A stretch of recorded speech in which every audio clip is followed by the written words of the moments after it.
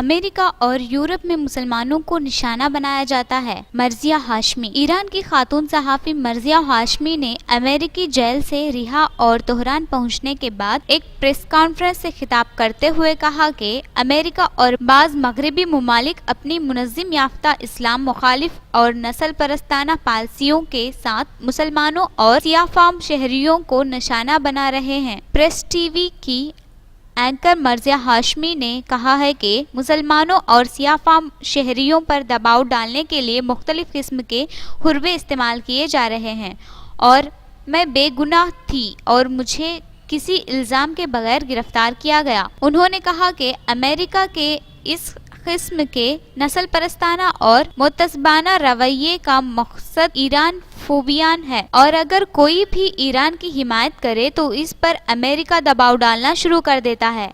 वाज़ेह रहे कि press TV की एंकर मर्जिया हाशमी ने 13 जनवरी को अपने अलील भाई की अयादत और एक दस्तावेजी प्रोग्राम बनाने के लिए अमेरिका का दौरा किया, मगर उनको किसी इल्ज़ाम के बगैर सेंट लुइस लेब्रेट बैनुल अक़वामी एयरपोर्ट पर गिरफ्तार कर लिया गया। खातून ईरानी सहाफ़ी को 11 दिन अमेरिकी जेल में कैद रखने के बाद रिहा कर दिया गया और वो 30 जनवरी को तेहरान वापस आ गईं। मर्जिया हाशमी ने ईरानी हुक्काम और कौम की जानिब से उनकी रिहाई की कोशिशों की तारीफ करते हुए कहा कि अमेरिकी अहलकारों ने जेल में मुंतकली तक नारवा सलूक किया जबकि सर से हिजाब भी उतारा गया।